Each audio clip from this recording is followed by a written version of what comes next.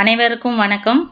இந்த வீடியோவில் என்ன பார்க்க போகிறோம் அப்படின்னா டிஎன்பிஎஸ்சியோட இந்தியன் பாலிட்டிக்கில் இருக்கிற சிலபஸ் டாபிக் வைஸ் தான் வீடியோஸ் போட்டிருக்கோம். அதோட கண்டினியூட்டி தான். இதில் பார்த்தோம் அப்படின்னா உள்ளாட்சி அமைப்புகளை பற்றி பார்க்கலாம். ஓகேங்களா? உள்ளாட்சி அமைப்புகள் அப்படிங்கும்போது இந்தியா அளவில், அதாவது இந்திய அளவில் பார்த்தோம் அப்படின்னா மத்திய அரசோ அப்படின்னும், மாநிலங்களுக்கு மாநில நிர்வாகம் அப்படின்னு சொல்லியிருக்கு. மாநில நிர்வாகத்துக்கு கீழே இந்த உள்ளாட்சி நிர்வாகம் அப்படிங்கிறது வரும். ஓகேங்களா? உள்ளாட்சி நிர்வாகம் அப்படிங்கிறது மக்களோட நேரடியாக தொடர்பு கொள்ளக்கூடிய ஒரு அமைப்பாக இருக்கும். பஞ்சாயத்து ராஜ் அப்படிங்கிறது, இந்த கான்செப்டை முன்மொழிஞ்சவர் யாரு அப்படின்னு பார்த்தோம்னா காந்தி. காந்தியோட கொள்கைகளின் அடிப்படையில் தான் அதாவது கிராமங்களே நாட்டின் முதுகெலும்பு அப்படின்னு சொல்லி காந்தியடிகள் சொல்லியிருப்பாங்க. அதனோட அடிப்படையில் தான் பஞ்சாயத்து ராஜ் அப்படிங்கிற ஒரு கான்செப்டை அவர் முன்மொழிஞ்சிருப்பாரு. அதைத்தான் நம்மளோட அரசியலமைப்பிலையும் சேர்த்து இந்தியாவில் ஒவ்வொரு மாநிலத்திலும் அந்தந்த மக்களுக்கு கீழ்மட்ட மக்களுடன் தொடர்பு கொள்றதுக்காக ஏற்படுத்தப்பட்ட அமைப்பு தான் என்னன்னா இந்த உள்ளாட்சி அமைப்புகள் அப்படின்னு சொல்லலாம். ஓகேங்களா? உள்ளாட்சி அமைப்பு அல்லனா பஞ்சாயத்து ராஜ் அப்படின்னு எப்படி சொல்றாங்க அப்படின்னா, ஒரு பகுதி அல்லனா ஒரு கிராமம், சிறிய நகரம் அல்லனா பெரிய நகரம் எதா இருந்தாலும் நிர்வாகம் செய்யும் அந்த அளவுக்கு அமைப்புகளை நிர்வாகம் செய்யறது தான் என்னன்னு சொல்றாங்க, உள்ளாட்சி அமைப்புகள் அப்படின்னு சொல்றாங்க. உள்ளாட்சி அமைப்புகள் சுதந்திரம் பெற்றதுக்கு அப்புறம் நமது அரசமைப்பு படி நம்ம கொண்டு வந்தோம். ஆனா தமிழ்நாட்டுல அதுக்கு முன்னாடியே சோழர் காலத்திலேயே உள்ளாட்சி நிர்வாகம் இருந்துச்சு அப்படிங்கிறத நமக்கு கிடைக்கிற செப்பேடுகள் மூலமா தெரிஞ்சுக்கிறோம். சோழர் காலத்துல குடவோலை முறை அப்படிங்கிற ஒரு அமைப்பு முறை நடைமுறையில இருந்துச்சு. அந்த கிராம தலைவர்களை தேர்ந்தெடுக்கிறதுக்கு குடவோலை முறைன்னா அந்த குடத்துக்குள்ள சீட்டை எழுதி போட்டு யார் பேர் வருதோ அதை எடுத்து அவங்கள தலைவராக தேர்ந்தெடுக்கிற அந்த நடைமுறை சோழர் காலத்தில் இருந்துச்சு. அதுவும் எப்படின்னா மக்களே அவங்களுக்கான தலைவரை தேர்ந்தெடுக்கிற மாதிரி ஒரு நடைமுறை மன்னராட்சி காலத்திலேயே இருந்திருக்கு. இங்கே இந்தியாவில் எப்போ நடைமுறைக்கு வந்துச்சு அப்படின்னு பார்த்தோம்னா, ரிப்பன் பிரபு 1882ஆம் ஆண்டோட தீர்மானத்தில் மேற்கிந்திய நாடுகளில் மக்களாட்சியின் முறையின் அடிப்படையில் இங்கேயும் கொண்டு வரணும் அப்படின்னு சொல்லி 19ஆம் நூற்றாண்டு, அதாவது 1882க்கு அப்புறம் இங்கே இந்தியாவில் நடைமுறைக்கு வந்திருக்கு. உள்ளாட்சி அமைப்புகள்னா அந்த அமைப்புகள், இப்போ உள்ளாட்சி அமைப்புகளோட முக்கியமான வேலை என்ன அப்படின்னா சுகாதாரம், குடிநீர், சாலை, இந்த மூணையுமே மக்களுக்கு வழங்குறது அப்படின்னு சொல்லி கொண்டு வந்திருக்காங்க. ஓகேங்களா? அதுக்காகத்தான் உள்ளாட்சி அமைப்புகளை கொண்டு வந்திருக்காங்க.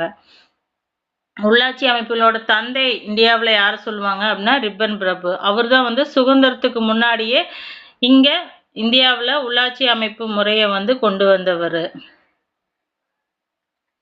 உள்ளூர்ல சுய ஆட்சிகள் இந்திய ஜனநாயகத்தின் முதுகெலும்பு அப்படின்னு நம்பியவர் யாரு அப்படின்னா மகாத்மா காந்தி. இந்த கான்செப்டை சுதந்திரத்துக்கு அப்புறம் இம்ப்ளிமெண்ட் பண்ண சொன்னவர் யாரு அப்படின்னா மகாத்மா காந்தி அவர் தான். அதனாலதான் அவர் சொன்னதை நம்ம அரசியலமைப்பிலேயே கொண்டு வந்துட்டாங்க. மக்கள் அவங்களோட பிரச்சனைகளை விரைவாகவும் குறைந்த செலவிலும் தீர்க்கத்தான் உள்ளாட்சி நிர்வாகம் பயன்படும் அப்படிங்கிறது தான் நம்ம இந்தியாவில் உள்ளாட்சி நிர்வாகத்தோட முக்கியமான கான்செப்டே அதுதான். ஓகேங்களா? இந்தியாவில் 3 வகையான நிர்வாகங்கள் இருக்கு. ஒன்று மத்திய நிர்வாகம், மாநில நிர்வாகம், உள்ளாட்சி நிர்வாகம். மத்திய நிர்வாகம், மாநில நிர்வாகம், உள்ளாட்சி நிர்வாகங்கள்லாம் தனித்தனியாக இயங்கக்கூடியவை. இப்போ பிரதமருக்கு தனியாக எலெக்ஷன் நடக்கும், முதலமைச்சர் தனியாக எலெக்ஷன் நடக்கும். உள்ளாட்சியில் கவுன்சிலர்கள், மேயர்கள், ஒன்றிய செயலாளர்கள், ஒன்றிய தலைவர்கள், ஊராட்சி தலைவர்லாம் தேர்ந்தெடுக்கிறதுக்கு உள்ளாட்சி நிர்வாகத்துக்குன்னு தனியாக எலெக்ஷன் இருக்கும். ஓகேங்களா? கிட்டத்தட்ட ஒரு 9 months தான் இருக்குது தமிழ்நாட்டில் உள்ளாட்சி நிர்வாகத்துக்கு எலெக்ஷன் நடத்துறதுக்கு. அதுலேயும் உள்ளாட்சியிலாம் நம்ம எப்படி தேர்ந்தெடுக்கணும் அப்படின்னா கட்சிகளை பார்த்து தேர்ந்தெடுக்கக்கூடாது. நம்ம தொகுதியில் யார் வேலை செய்யக்கூடிய நபராக இருக்கிறாரு அப்படிங்கிறத பார்த்து தான் தேர்ந்தெடுக்கணும். ஏன்னா நமக்கான தேவைகள், நம்மளுக்கு பிரச்சனை வரும்போது தெருவில் சின்ன சண்டை வந்தால் கூட போய் நம்ம கவுன்சிலர்கிட்ட முறையிடுவோம். அந்த மாதிரி வீதியில் ஏதாவது பிரச்சனை வந்துச்சு அப்படின்னாலும் அந்தந்த ஒன்றிய தலைவர்கிட்ட இல்லை ஒன்றிய செயலாளர்கிட்ட போய் சொல்கிற மாதிரி இருக்கும். ஸோ வந்து உள்ளாட்சி நிர்வாகத்தில் வந்து மக்களுக்கு வந்து தெரிந்த முகங்களை தான் வந்து தேர்ந்தெடுக்கணும். ஓகேங்களா? உள்ளாட்சி அமைப்புகள் அப்படிங்கிறதும் வந்து தேர்ந்தெடுக்கப்பட்ட நிர்வாகிகளால் தான் நிர்வாகம் செய்யப்படுகிறது. நியமனம் கிடையாது, எல்லாமே தேர்ந்தெடுப்பாங்க. நியமனம் அப்படிங்கும்போது ஓவராலாக மேயரு, அந்த மாதிரி மேயர், மாநகராட்சி மேயரு, பேரூராட்சி தலைவர், ஒன்றிய தலைவர், அவங்கெல்லாம் தான் நியமனத்தை, அதாவது தேர்ந்தெடுக்கப்பட்ட பிரதிநிதிகளால் நியமிக்கப்படுவாங்க. மற்ற எல்லாமே மக்கள் நேரடியாக தேர்ந்தெடுக்கக்கூடியதாக தான் இந்த உள்ளாட்சி அமைப்புகளுக்கான தேர்தல் அப்படிங்கிறது இருக்கும். மக்களாட்சியின் அடிப்படையில் உயிர் நாடியாக விளங்குவது எது அப்படின்னா இந்த உள்ளாட்சி அமைப்புகள் தான். ஏன்னா மக்களுக்கு தேவையான அடிப்படை தேவைகளை பூர்த்தி செய்யறதுல முதல் இடத்துல இருக்கிறது உள்ளாட்சி அமைப்புகள் தான். அதுக்கப்புறம்தான் வந்து மாநில நிர்வாகம், மாநில நிர்வாகத்துக்கு அப்புறம் தான் மத்திய நிர்வாகமே வரும். அதனால அடிப்படை மக்களாட்சியிலோட அடிப்படையின் உயிர் நாடி அப்படின்னா பஞ்சாயத்து ராஜ் அல்லது உள்ளாட்சி அமைப்புகள் அப்படின்னு சொல்லணும். இதுல பார்த்தோன்னா உள்ளாட்சி நிர்வாகத்திற்கு அதாவது பஞ்சாயத்து ராஜ் அமைப்பை வந்து இந்தியாவில் கொண்டு வரணும் அப்படிங்கறக்காக பல்வேறு கமிட்டிகளை வந்து மத்திய அரசு வந்து ஃபார்ம் பண்ணாங்க. அதுல ஒவ்வொரு முக்கியமான கமிட்டிகள் அது எந்த ஆண்டு ஃபார்ம் பண்ணப்பட்டது அப்படிங்கிறது வந்து அது எந்த ஆண்டு தொடங்கப்பட்டது இல்லை நியமிக்கப்பட்டது அப்படிங்கிறது முக்கியம். டிஎன்பிசியில் கொஸ்டின்ஸ் கேட்டிருக்காங்க ஆல்ரெடி, அதனால இதை பார்த்துக்கலாம். முதல்ல அமைக்கப்பட்ட உள்ளாட்சி நிர்வாகம் சார்ந்த ஆராயும் குழு எது அப்படின்னா பல்வந்த் ராய் மேத்தா குழு, மேத்தா கமிட்டி அப்படின்னு சொல்லுவாங்க. பல்வந்த் ராய் மேத்தா குழு அப்படிங்கிறத முதல்ல ஆரம்பிக்கப்பட்ட குழு எப்படின்னா 1957. 1957லயே மேத்தா குழு வந்து ஆரம்பிக்கப்பட்டாங்க. அதுக்கப்புறம் அசோக் மேத்தா குழு வந்து 1977, கிட்டத்தட்ட 20 வருஷம் கழிச்சு தான் அசோக் மேத்தா குழு வந்து ஃபார்ம் பண்ணுறாங்க. அசோக் மேத்தா குழுக்கு அப்புறம் ஜி.கே. ராவ் கமிட்டி 1985. அதுக்கப்புறம் எல்எம் சிங்கி கமிட்டி வந்து சிங்கியோட கமிட்டி வந்து 1986 ஃபார்ம் பண்ணுறாங்க. இதுதான் வந்து முக்கியமான 4 கமிட்டிகள். மேத்தா கமிட்டி, அசோக் மேத்தா குழு, Balwant Rai Mehta committee, Ashok Mehta committee, Rao committee, Singhvi committee, மொத்தம் முக்கியமான 4 குழுக்கள். அதுக்கப்புறம் சில குழுக்கள் இருக்கும், இருந்தாலும் இதுதான் முக்கியமான குழுக்கள்.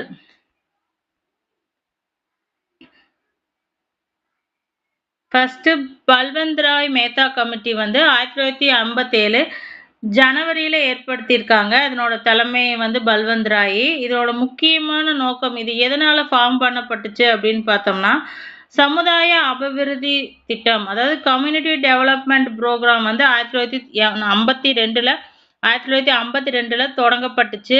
அந்த திட்டங்களில் எப்படி செயல்படுத்தணும், எப்படி கோடி மக்களுக்கு கொண்டு செல்லணும் அப்படின்னு முடிவு செய்யறதுக்காக தான் இந்த கமிட்டியே உருவாக்கப்பட்டுச்சு. அந்த திட்டங்களை செயல்படுத்த முடியல. ஒன்றிய அரசு வந்து திட்டத்தை கொண்டு வந்துச்சு, ஆனால் அது மக்கள்கிட்ட கொண்டு போய் சேர்க்க முடிஞ்சுச்சா அப்படின்னு கேட்டால் இல்லை. அதனால தான் ஒரு கமிட்டியை ஃபார்ம் பண்ணி எப்படி கொண்டு போய் மக்கள்கிட்ட சேர்க்கலாம் அப்படின்னு சொல்லி அதுக்கு உள்ளாட்சி நிர்வாகம் ஏற்படுத்தலாமா, அதை பற்றி ஒரு ஆராயறதுக்கு ஒரு குழு அமைக்கலாம் அப்படிங்கிற கான்செப்டில் தான் உருவானது என்னன்னா அந்த பல்வந்த் ராய் மேத்தா குழு. அவங்களோட பரிந்துரைகளை வந்து 1957லயே வழங்கியிருக்காங்க. என்னென்ன பரிந்துரைகளை அவங்க கொடுத்துருக்காங்க அப்படின்னு பார்த்தோம்னா 3 அடுக்கு பஞ்சாயத்து ராஜ் அமைப்பை வந்து பல்வந்த் ராய் மேத்தா குழு வந்து பரிமுறை செஞ்சுதாங்க. 3 அடுக்கு பஞ்சாயத்து ராஜ் முறை. என்ன 3 அடுக்கு அப்படின்னு பார்த்தோம்னா ஜில்லா பரிஷத் அப்படிங்கிறது மாவட்ட அளவில் ஜில்லா பரிஷத்தும், பஞ்சாயத்து சமிதி அப்படிங்கிறது வட்ட அளவிலும், கிராம பஞ்சாயத்துங்கிறது கிராம அளவிலும் வந்து இருக்கணும்னு 3 அடுக்கு பஞ்சாயத்து முறை. அதாவது கிராம பஞ்சாயத்து, பஞ்சாயத்து சமிதி, ஜில்லா பரிஷத் அப்படிங்கிற 3 அடுக்கு பஞ்சாயத்து முறையை வந்து பல்வந்த் ராய் மேத்தா குழு பரிந்துரைத்தாங்க. கிராம அளவில் உறுப்பினர்கள் வந்து நேரடியாகவும், வட்டம் மற்றும் மாவட்ட அளவில் வந்து மறைமுக தேர்தல் மூலமாக தேர்ந்தெடுக்கலாம் அப்படின்னு சொல்லி பல்வந்த் ராய் மேத்தா குழு வந்து பரிந்துரைத்தாங்க. ஓகேங்களா? கிராம அளவில் மட்டும் நேரடியாக இருக்கட்டும், வட்டம் மாவட்டத்துக்கெல்லாம் மறைமுக தேர்தல் மூலமாக தேர்ந்தெடுக்கலாம் அப்படின்னு சொல்லியிருக்காங்க. உள்ளாட்சி அமைப்புகளுக்கு திட்டமிடுதல் மற்றும் வளர்ச்சி நடவடிக்கைகளை மேற்கொள்றதுக்கு அதிகாரம் கொடுக்கணும் அப்படின்னு சொல்லியிருக்காங்க. மாவட்ட ஜில்லா பரிஷத்தோட தலைவராக யார் இருக்கணும் அப்படின்னா மாவட்ட ஆட்சியர் இருக்கணும் அப்படின்னு சொல்லி மேத்தா குழு பரிந்துரைத்திருக்காங்க. பஞ்சாயத்து ராஜ் அமைப்பை வந்து முதல்ல ஏற்றுக்கொண்டது எது அப்படின்னா ராஜஸ்தான் மாநிலம். பஞ்சாயத்து ராஜ் அமைப்பை முதலில் ஏற்றுக்கொண்ட மாநிலம் எது அப்படின்னு கேட்டாங்கன்னா ராஜஸ்தானில் தான் முதல்ல ஏற்றுக்கொண்டாங்க. இது வந்து பல்வந்த் ராய் மேத்தா குழுவோட பரிந்துரைகள். ஓகேங்களா. 3 அடுக்கு பஞ்சாயத்து ராஜ் முறையை வந்து அவங்க 1957 வந்து பல்வந்த் ராய் மேத்தா குழு பரிந்துரைத்திருக்காங்க. அதுக்கப்புறம் 1977 வந்து அசோக் மேத்தா குழு வந்து தொடங்கப்பட்டிருக்கு. அதனோட பரிந்துரைகள் என்ன அப்படின்னு பார்த்தோம்னா 2 அடுக்கு பஞ்சாயத்து முறையை வந்து அறிமுகப்படுத்தியிருக்காங்க. அதாவது படுத்தணும் அப்படிங்கிறத 2 அடுக்கு பஞ்சாயத்து முறை போதும் அப்படின்னு அசோக் மேத்தா குழு வந்து பரிந்துரைத்திருக்காங்க.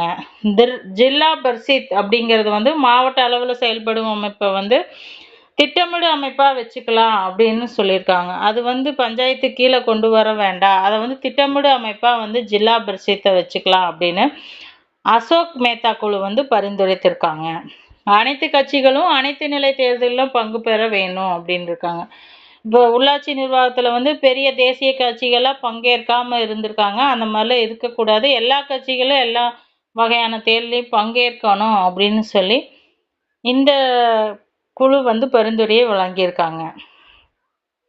அடுத்து பார்த்தோன்னா ஜிவிகே ராவ் குழு 1985 ராவ் குழு வந்து நியமிக்கப்பட்டிருக்கு. இது திட்ட கமிஷனால் வந்து அமைக்கப்பட்டது. இந்த குழு வந்து பஞ்சாயத்து ராஜை வந்து வேர்கள் இல்லாத புல், கிராஸ் வித்தவுட் ரூட்ஸ் அப்படின்னு சொல்லியிருக்காங்க. ஓகேங்களா. அவங்களோட பரிந்துரைகள் என்னென்ன அப்படின்னா இப்போ பஞ்சாயத்து ராஜ் வந்து அமைச்சிட்டா அப்படின்னா அது உடனே செயல்பட முடியுமா?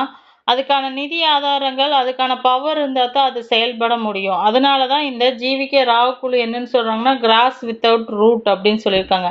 வேறே இல்லாமல் எப்படி அது செயல்படும் அப்படிங்கிறதுக்காகத்தான் எப்படியெல்லாம் வந்து சுதந்திரமாக பஞ்சாயத்து ராஜுக்கு செயல்படணும் அப்படிங்கிறத பரிந்துரையை இந்த ஜிவி ராவ் குழு வந்து வழங்கியிருக்காங்க. பஞ்சாயத்து ராஜ் அமைப்புகள் வந்து ஊரக வளர்ச்சிக்கு மிக முக்கியமானதாக இருக்குது. வளர்ச்சி திட்டங்களுக்கு அதிகாரத்தை விட மக்கள் பங்கேற்புடன் கூடிய பஞ்சாயத்து ராஜ் அமைப்பு தான் வேணும் அப்படின்னு சொல்லியிருக்காங்க. மாவட்ட அளவில் மேம்பாட்டு ஆணையர் பதவியெல்லாம் உருவாக்குறதுக்கு இந்த குழு பரிந்துரைத்திருக்காங்க. பஞ்சாயத்து ராஜ் அமைப்புகளுக்கு போதுமான நிதி மற்றும் அதிகாரங்களை வழங்க வேணும். ஏன்னா செயல்படணும் அப்படின்னா அதுக்கான நிதி வேணும், அதுக்கான அதிகாரங்களும் வேணும் அப்படின்னு இந்த குழு பரிந்துரைத்தாங்க. எல்எம் சிங்கியோட குழு வந்து 1986 அவங்க என்ன பரிந்துரைகள் எல்லாம் வந்து ஏற்படுத்தினாங்க. அதாவது முக்கியமான பரிந்துரைகளை எல்எம் சிங்கி குழு என்னென்ன சொன்னாங்க அப்படின்னு பார்க்கலாம். பஞ்சாயத்து ராஜ் அமைப்புகள் வந்து ஜனநாயகம் மற்றும் வளர்ச்சி சார்ந்த புத்துயிர் அளிப்பது தொடர்பாக ராஜீவ்காந்தி அரசு தான் வந்து ஸ்விங்கி தலைமையில் ஒரு குழுவை ஏற்படுத்தினாங்க. அவங்களோட முக்கியமான பரிந்துரைகள் என்னென்ன அப்படின்னு பார்த்தோம்னா பஞ்சாயத்து அமைப்புகளை வந்து அங்கீகரிக்க பாதுகாக்க அரசியலமைப்பில் அங்கீகாரம் அளிக்க வேண்டும் அப்படின்னு சொல்லி பரிந்துரைத்த குழு எது அப்படின்னா எல்எம் சிங்கி குழு தான் பஞ்சாயத்து ராஜுக்கு அரசியலமைப்பு ரீதியான அங்கீகாரம் வேணும் அப்படின்னு பரிந்துரைத்தாங்க. கிராம சபைகளை உருவாக்க கிராம பஞ்சாயத்துகளுக்கு அதிகாரம் வழங்க வேண்டும் அப்படின்னு சொல்லி பஞ்சாயத்து ராஜ் அந்த எல்எம் சிங்கி குழு பரிந்துரைத்தாங்க. வழக்கமான சுதந்திரமான நியாயமான தேர்தல் மூலமா உள்ளாட்சி அமைப்புகளுக்கான தேர்தல் நடத்தப்பட வேண்டும் அப்படிங்கிற பரிந்துரையும் இவங்க முன்வைத்தாங்க. இப்போ உள்ளாட்சி அமைப்பு அப்படிங்கும்போது இந்தியாவில் 2 வகையான உள்ளாட்சி அமைப்புகள் வந்து நடைமுறையில் இருக்குது. தற்போது நடைமுறையில் வந்து உள்ளாட்சி அமைப்புகள் அப்படிங்கிறது 2 வகையில் இருக்குது. ஒன்று நகர உள்ளாட்சி அமைப்பு, ஒன்று கிராம உள்ளாட்சி அமைப்பு. நகர உள்ளாட்சி அமைப்பு மற்றும் கிராமப்புற உள்ளாட்சி அமைப்பு அப்படின்னு சொல்லியிருக்கு. நகரப்புறம் சார்ந்தது அப்படிங்கும்போது மாநகராட்சிகள், நகராட்சிகள், நகரியங்கள், பேரூராட்சிகள், பாளைய வாரியங்கள் அப்படின்னு சொல்லி ஒரு 5 வகையாக இருக்குது. கிராம ஊராட்சி அப்படிங்கும்போது மாவட்ட பஞ்சாயத்து, பஞ்சாயத்து யூனியனு, கிராம பஞ்சாயத்து, வார்டு, இதெல்லாம் கிராம அளவில் இருக்குது. இந்த பாளைய வாரியங்கள் அப்படிங்கிறது என்ன அப்படின்னு பார்த்தோம்னா இராணுவ குடியிருப்புகள் இருக்கிற பகுதியை தான் சொல்லுவாங்க. அது மத்திய அரசோட கண்ட்ரோல் கீழே வரும். ஸோ அது வந்து இங்கே நம்ம தமிழ்நாட்டில் வராது. மற்ற எல்லாமே நம்ம நடைமுறையில் பயன்படுத்திட்டு தான் வரோம். ஓகேங்களா. பஞ்சாயத்து ராஜ் உருவாக்குறதுக்கு அடிப்படையாக இருந்தது எது அப்படின்னு கேட்டாங்கன்னா அபிவிருத்தி திட்டம் 1952, தேசிய நீட்டிப்பு சேவை திட்டம் 1953, பஞ்சாயத்து ராஜ் சட்டம் 1957. இந்த 3 திட்டங்கள் தான், அதாவது சட்டங்கள். இது 2 திட்டம். இந்த சட்டம் பஞ்சாயத்து ராஜ் சட்டம் 1957. இது 3 தான் வந்து பஞ்சாயத்து ராஜ் அமைப்பு வந்து இந்தியாவில் உருவாக்குறதுக்கு வழிவகை செய்தது அப்படின்னு சொல்லலாம். நகர பஞ்சாயத்துகள் அப்படிங்கும்போது முக்கியமாக இப்போ நம்ம பார்த்துட்டு வர்றதுல ஒரு 3 முக்கிய அமைப்புகள் இருக்குது. மாநகராட்சி, நகராட்சி, பேரூராட்சி. நகரப்புற உள்ளாட்சி அப்படிங்கும்போதே மாநகராட்சி, நகராட்சி, பேரூராட்சி அப்படின்னு சொல்லி 3 வகையான கேட்டகரியில் இருக்கும். மாநகராட்சி அப்படின்னா 10 லட்சத்திற்கு அதிகமான மக்கள் தொகை இருக்கிறவங்கள இடத்த தான் என்னன்னு சொல்லுவாங்க, மாநகராட்சி. மக்கள் தொகை வந்து 10 லட்சத்துக்கு அதிகமாக இருக்கும்னு. தற்போது தமிழ்நாட்டில் எத்தனை மாநகராட்சி இருக்குது அப்படின்னு பார்த்தோன்னா, தற்போது தமிழ்நாட்டில் எத்தனை மாநகராட்சிகள் இருக்குது அப்படின்னா 25 மாநகராட்சிகள் இருக்குது, 148 நகராட்சிகள் இருக்குது. மாநகராட்சிகள் அப்படிங்கும்போது 25, 148 நகராட்சிகள் இருக்குது. பழமையான மாநகராட்சி அப்படிங்கும்போது எது வரும் அப்படின்னா சென்னை மாநகராட்சி தான் வந்து முதல்ல உருவாக்கப்பட்டது. ஓகேங்களா? அடுத்தது மாநகராட்சியோட தலைவர் யார் அப்படின்னு பார்த்தா மேயர். மேயர் தான் மாநகராட்சியோட தலைவர் அப்படின்னு சொல்லுவாங்க. மாநகராட்சி நிர்வாக அலுவலகர் யார் அப்படின்னு பார்த்தோம்னா ஆணையர். நிர்வாக அலுவலகர் ஆணையருங்கிறவர் வந்து ஐஏஎஸ் ஆஃபீஸராக இருப்பாங்க. மேயர் அப்படிங்கிறது ஒட்டுமொத்த மாநகராட்சிக்கும் மேயராக இருப்பாங்க. மேயருக்கு கீழே தான் வந்து கவுன்சிலர்கள்லாம் செயல்படுவாங்க. ஓகேங்களா? வார்டு உறுப்பினர்களை மக்களால் நேரடி தேர்ந்தெடுப்பு மூலமாக தான் வந்து மாநகராட்சி உறுப்பினர்கள்லாம் தேர்ந்தெடுக்கப்படுறாங்க. மாநகராட்சியோட தலைவருங்கிறது மேயர். உறுப்பினர்கள்லாம் சேர்ந்து மேயரை தேர்ந்தெடுப்பாங்க. உறுப்பினர்கள் எல்லாம் யார் தேர்ந்தெடுப்பாங்கன்னா மக்களால் நேரடியாக வந்து தேர்ந்தெடுக்கப்படுவாங்க. மாநகராட்சி ஆணையர் அப்படிங்கிறது வந்து கவர்மெண்ட் ஆஃபீஸர். ஓகேங்களா? மேயர் மற்றும் உறுப்பினர்களோட பதவி காலம் அப்படிங்கிறது 5 ஆண்டுகள். மேயர் மற்றும் உறுப்பினர்களோட பதவி காலம் அப்படிங்கிறது 5 ஆண்டுகள். நகராட்சி அப்படின்னா 10 லட்சத்துக்கு குறைவா மக்கள் தொகை இருக்கிறது தான் என்னன்னு சொல்லுவாங்க, நகராட்சி. மாநகராட்சினா 10 லட்சத்துக்கு மேலே இருக்கணும். 10 லட்சத்துக்கு குறைவாக இருக்கிறது எல்லாமே நகராட்சி கீழே வரும். நகராட்சியிலே வகை 1, வகை 2 அப்படின்னு வகைப்படுத்திருக்காங்க. மொத்த நகராட்சிகள் எத்தனை இருக்குது அப்படின்னு பார்த்தோம்னா 148 நகராட்சிகள் தற்போது இருக்குது. இவற்றோட தலைவர் மற்றும் உறுப்பினர்கள் எல்லாமே நகராட்சி தலைவரும் சரி உறுப்பினர்களும் சரி மக்களால் நேரடியாக வந்து தேர்ந்தெடுக்கப்படுறாங்க. நகராட்சியோட நிர்வாக அலுவலகர் யார் அப்படின்னா நகராட்சி ஆணையர். இவரும் வந்து கவர்மெண்ட் ஆஃபீஸர் தான் நகராட்சி ஆணையராக இருப்பாங்க.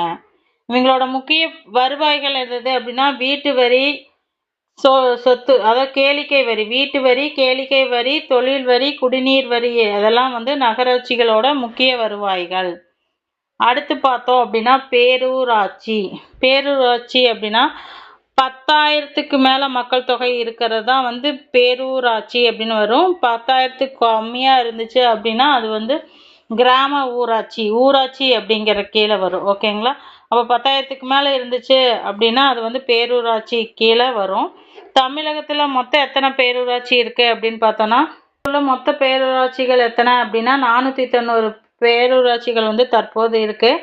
பேரூராட்சியோட தலைவர் மற்றும் உறுப்பினர்களை வந்து மக்கள் வந்து நேரடியாக தேர்ந்தெடுக்கிறாங்க. இவங்களோட பதவி காலம் அப்படிங்கிறது வந்து 5 ஆண்டுகள். பேரூராட்சியோட பதவி காலம் 5 ஆண்டுகள். இதில் இடஒதுக்கீடு உண்டு. பேரூராட்சியோட நிர்வாக தலைவர் யார் அப்படின்னா செயல் அலுவலகர். மாநகராட்சியோட நிர்வாக தலைவர் வந்து மாநகராட்சி ஆணையர். நகராட்சியோட நிர்வாக தலைவர் வந்து நகராட்சி ஆணையர். பேரூராட்சியோட நிர்வாக தலைவர் வந்து செயல் அலுவலர். நகரியங்கள் அப்படின்னா தொழிற்சாலை அமைக்கின்ற இடங்களை தான் என்னன்னு சொல்கிறாங்க, நகரியங்கள் அப்படின்னு சொல்கிறாங்க. விவசாய சார்ந்த தொழிற்சாலை இல்லை விவசாயத்திலேருந்து தொழில்துறைக்கு மாறுறது அப்படிங்கிறதும் இந்த இடத்துல நடைபெறும் அப்படிங்கிறாங்க.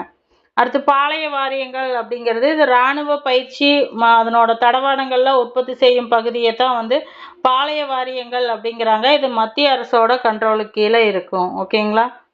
அடுத்து பார்த்தோம் அப்படின்னா கிராமப்புற உள்ளாட்சி.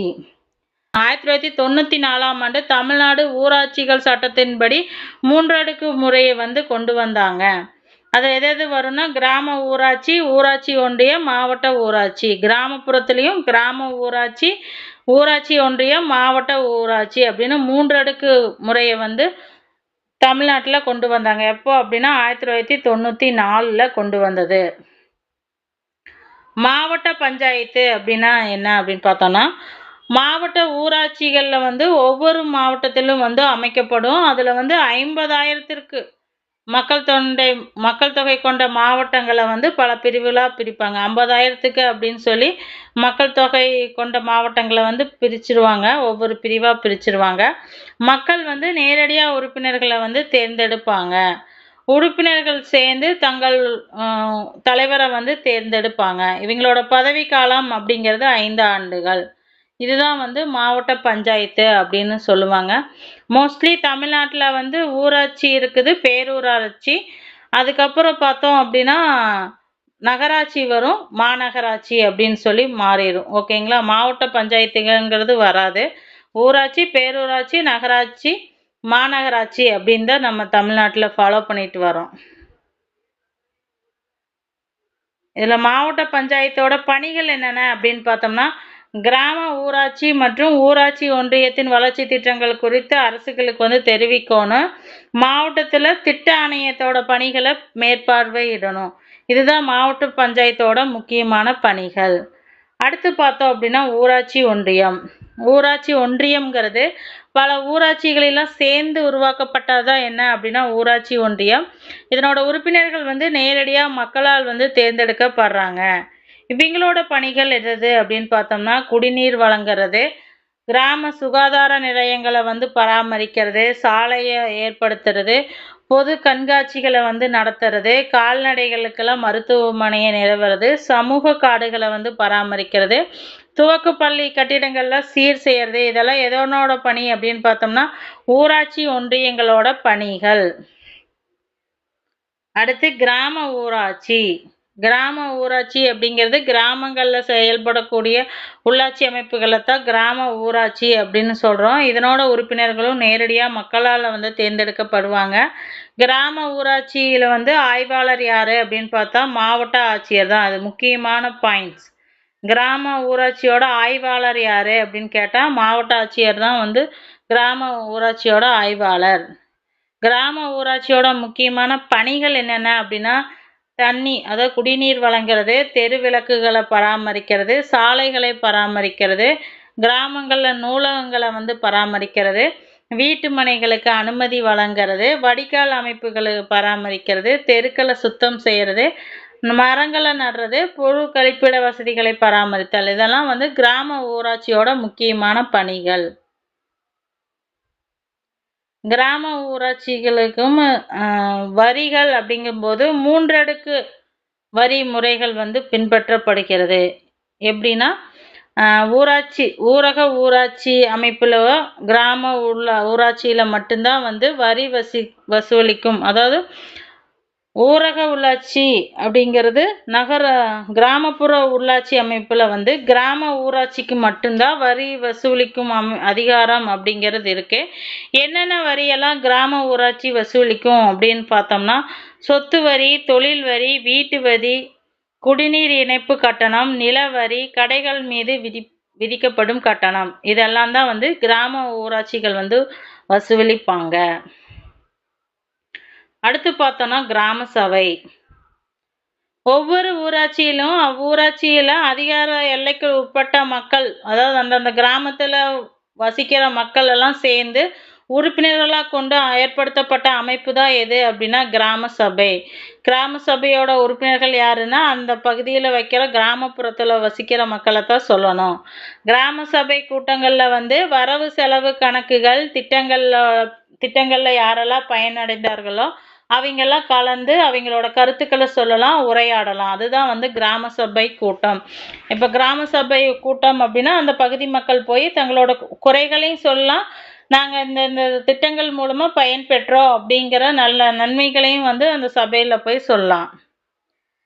கிராம சபை கூட்டங்கள் நடைபெறும் நாட்கள் என்ன அப்படின்னு பார்த்தோம்னா, இப்போ ஆண்டுக்கு 6 முறை வந்து கிராம சபை கூட்டம் அப்படிங்கிறது நடைபெறுகிறது. எப்பெல்லாம் கிராம சபை கூட்டம் கம்பல்சரியா நடத்தணும் அப்படின்னா, ஜனவரி 26 அன்னைக்கு வந்து கிராம சபை கூட்டம் நடத்தணும். அடுத்தது மே 1லயும் நடத்தணும். சுதந்திர தினம் ஆகஸ்ட் 15 அன்னைக்கும் கிராம சபை கூட்டம் நடத்தணும். காந்தி ஜெயந்தி அன்னைக்கும் வந்து கிராம சபை கூட்டம் அக்டோபர் 2. அடுத்தது மார்ச் 12 நவம்பர் 11 புதுசா ஆட் பண்ணது. உலக நீர் நாளுக்கும் உள்ளாட்சி நாள் 2 நாள் உலக நீர் நாள் உள்ளாட்சி நாள் இந்த 2 நாள்லையும் கம்பல்சரியா கிராம சபை கூட்டம் அப்படிங்கிறது நடத்தணும்.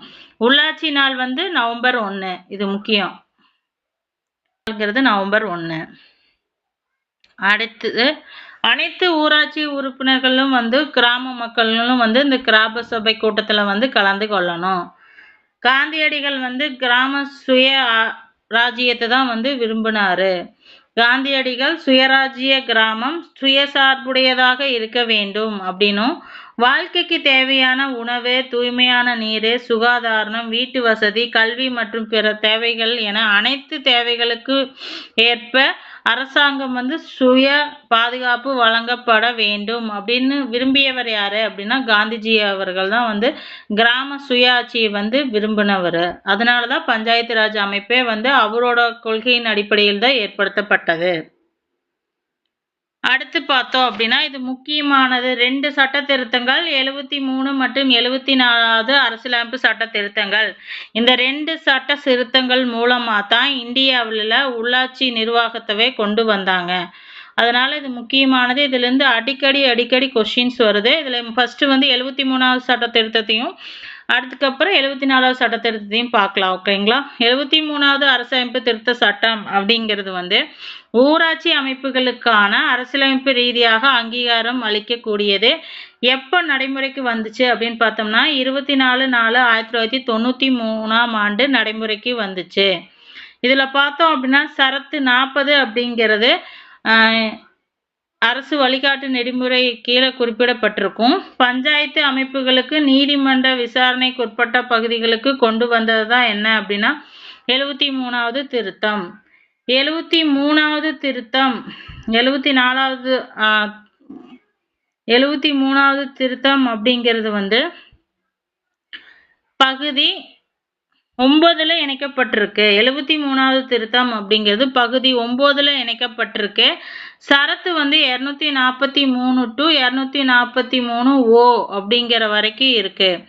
243ல இருந்து 243 ஓ வரைக்கும் இந்த கிராம பஞ்சாயத்துகள் சம்பந்தமான சரத்துக்கள் இருக்கு. 16 சரத்துக்கள் வந்து இணைக்கப்பட்டு இருக்கு.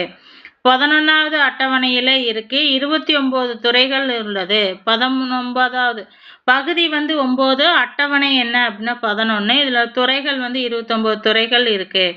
ஒவ்வொரு மாநிலத்திலும் ஊராட்சி அமைப்பை ஏற்படுத்துவதற்கு வழிவகை செய்தது எது அப்படின்னா இந்த 73வது அரசமைப்பு சட்ட திருத்தம் தான் வந்து ஒவ்வொரு மாநிலத்திலும் கிராம ஊராட்சி ஏற்படுத்துவதற்கு வழிவகை செய்தது.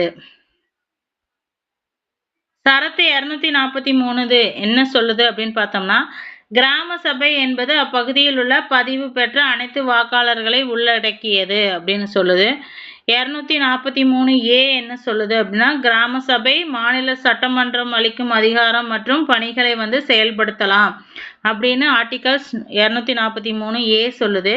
243 பி என்ன சொல்லுதுன்னா பஞ்சாயத்து ராஜ் அமைப்பை பத்தி சொல்லுது. 3 அடுக்கு பஞ்சாயத்து ராஜ் முறை அமைப்பை சொல்லுது. கிராம பஞ்சாயத்துகள், இடைநிலை பஞ்சாயத்துகள், மாவட்ட பஞ்சாயத்துகள். இது ஆல்ரெடி கொஸ்டின் கேட்டிருந்தது. 3 அடுக்கு பஞ்சாயத்து முறைனா கிராம பஞ்சாயத்து, இடைநிலை பஞ்சாயத்து, மாவட்ட பஞ்சாயத்து. இதுதான் வந்து 3 அடுக்கு பஞ்சாயத்து முறை. 243 சி என்ன சொல்லுதுன்னா 3 நிலைகளில் உள்ள உறுப்பினர்களை நேரடியாகத்தான் தேர்ந்தெடுக்கணும் அப்படின்னு சொல்லுது. இடைநிலை மற்றும் ஊராட்சி தலைவர்கள் மறைமுக தேர்தல் மூலமா தேர்ந்தெடுக்கலாம். தலைவர்கள் மட்டும் மறைமுக தேர்தல், ஆனா உறுப்பினர்கள் வந்து நேரடியாக தான் தேர்ந்தெடுக்கப்படணும். கிராம பஞ்சாயத்து தலைவர் தேர்தல் பற்றி மாநில சட்டமன்றம் தான் வந்து தீர்மானிக்கணும் அப்படிங்கிற அதிகாரத்தையும் இந்த ஆர்டிகல்ஸ் 243 சிக்கு கீழே சொல்லப்பட்டு இருக்கு. அடுத்து சரத்து 243 டி இடஒதுக்கீடை பற்றி சொல்லியிருக்காங்க. 3 நிலைகளிலும் பட்டியல் இனத்தவர் மற்றும் பழங்குடியின மக்களுக்கு வந்து இடஒதுக்கீடு வழங்கணும். தலைவர் பதவியிலும் இடஒதுக்கீடு, பெண்களுக்கு இடஒதுக்கீடு, அதெல்லாம் குறிப்பிடும் சரத்து என்ன 243 டில சொல்லப்பட்டிருக்கு. 243 ஈல பதவிக்காலம் எத்தனை ஆண்டுகள் பதவிக்காலம்? 5 ஆண்டுகள் வந்து பதவிக்காலம். 5 ஆண்டுகள் முடிவரும் முன்பே புதிய பஞ்சாயத்து அமைப்புகள் தேர்தல் நடத்தி முடிக்க வேண்டும் அப்படின்னு சொல்லியிருக்காங்க. 243 எஃப்ல என்ன சொல்றாங்கன்னா உறுப்பினர்களோட தகுதியின்மையை பத்தி சொல்லியிருக்காங்க. நடைமுறையில் இருக்கும் ஒரு சட்டத்தின்படியோ அல்லது மாநில சட்டமன்றத்தின் இயக்கும் சட்டத்தின்படியோ தகுதியின்மை காரணமாக ஒருத்தரை நீக்கம் செய்யலாம் அப்படிங்கிறத இந்த 243 எஃப்ல சொல்லப்பட்டிருக்கு. சரத்து 243 ஜில வந்து அதிகாரம் மற்றும் பொறுப்புகள் வந்து சொல்லப்பட்டிருக்கு. மாநில சட்டமன்றம் உள்ளாட்சி அமைப்புகளுக்கு தக்க அதிகாரம் மற்றும் பொறுப்புகளை வழங்க வேணும் அப்படின்னு 243 ஜில சொல்லப்பட்டிருக்கு. 11 அட்டவணைகள் 29 துறைகளும் வந்து இந்த 243 ஜில தான் இருக்குது. 243 ஹெச்ல வரி வசூலிக்கும் அதிகாரங்களை பத்தி சொல்லியிருக்கு. இதுல பார்த்தோன்னா சரத்து 243 ஐங்கிறது மாநில நிதிக்குழு பத்தியும், 243 ஜேங்கிறது கணக்குகளின் தணிக்கையை பத்தியும், 243 கே அப்படிங்கிறது தேர்தலை பத்தியும், 243 எல்ங்கிறது யூனியன் பிரதேசங்களுக்கு பொருந்தக்கூடிய தன்மை பத்தியும், 243ல சில பரப்பிடங்களுக்காக பொருந்தும் அப்படின்னு சொல்லியிருக்காங்க. 243 எண்ணில் திருத்தம் நடைமுறைக்கு வந்து இருந்த சட்டங்களை வந்து ரத்து செய்துறாங்க. 73வது திருத்தத்துக்கு முன்னாடி இந்த சட்டங்களை எல்லாம் ரத்து செய்துட்டு நடைமுறையில் என்ன சட்டங்கள் இருக்கு அப்படிங்கறது வந்து 243 எண்ணில் சொல்றாங்க. ஓகேங்களா. அந்த 243 ஓல வந்து தொகுதி சீரமைப்பு தொடர்பான சட்டங்கள் நீதிமன்றத்தில் கேள்வி எழுப்ப முடியாது அப்படின்னும், பஞ்சாயத்து தொடர்பான விஷயங்களில் நீதிமன்றம் சென்று வினா எழுப்ப முடியாது அப்படிங்கிறத 243 ஓல சொல்லியிருக்காங்க. அடுத்து பார்த்தோம் அப்படின்னா இதுதான் வந்து முக்கியமானது. 73வது அரசியலமைப்பு சட்ட திருத்தத்துல மொத்தம் 16 அட்டவணை, அது 16 சரத்துகள் என்னென்ன சொல்லப்பட்டிருக்கு அப்படிங்கிறத பார்த்துட்டோம். இது ஏன் சொன்னோன்னா ஆல்ரெடி ப்ரீவியஸ் இயர்ல கொஸ்டின் கேட்டிருக்காங்க, அதனால பார்த்துக்கலாம். ஓகேங்களா. அடுத்து பார்த்தோம் அப்படின்னா 74வது சட்ட திருத்தம். 74வது சட்ட திருத்தம் அப்படிங்கிறது வந்து நகராட்சி உள்ளாட்சி அமைப்புகளுக்கானது, அதாவது நகரப்புற உள்ளாட்சி அமைப்புகளுக்கானது. 73 அப்படிங்கிறது கிராமப்புற உள்ளாட்சி அமைப்புகளுக்கு, 74வதுனா நகரப்புற உள்ளாட்சி அமைப்புகளுக்கானது. பகுதி 9A வந்து இருக்கு. பகுதி 9A இணைக்கப்பட்டுள்ளது. சரத்து வந்து 243 பி முதல் 243 ஜட்டி வரை 16 இணைக்கப்பட்டிருக்காங்க. 12வது அட்டவணையில் இருக்கு, 18 துறைகளுடன் இருக்கு.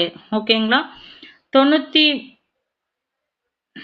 73வது அட்டவணைங்கிறது 11வது அட்டவணையில் இருக்குது, 74ங்கிறது 12வது அட்டவணையில் இருக்கு.